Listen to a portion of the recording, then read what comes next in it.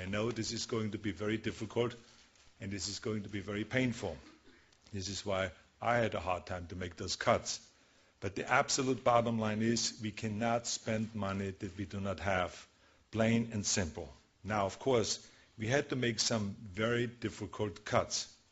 No one wanted to do this. But because Health and Human Services is the second largest part of the budget, this is where a lot of the cuts had to come from. As you all know, over the time, our revenues grew in a very healthy rate. Over the last decade, for instance, revenues have increased an average of 5% a year. But in one of those years, the revenues have jumped up by 24%. And another year then, after that, it was flat.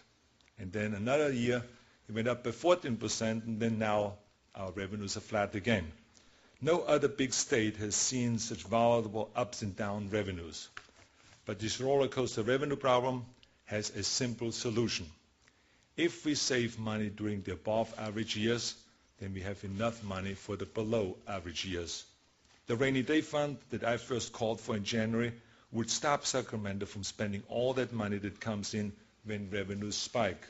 And when our revenues fall below a rolling 10-year average, we would use the rainy day funds to smoothen our revenues so we would not have to make severe cuts in programs. So this is where the California lottery comes in.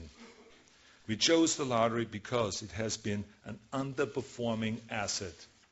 So we will modernize the lottery and go to the voters in November asking them to approve both a constitutional amendment establishing the rainy day fund and plans to securitize future lottery revenues.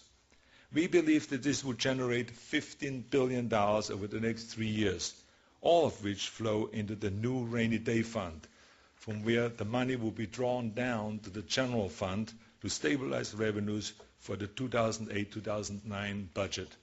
Of course, we will do this in a way so that education will still get its current level of lottery proceeds. If revenues fall short, or if it doesn't get approved by the voters in November, a one-time trigger would temporarily increase the state sales tax by 1%. We don't think that this will happen because securitization of the lottery should guarantee ample revenues to fully finance the rainy day fund. And we have confidence that the economy will rebound and that we will grow our way out of this problem. Tax would be temporary.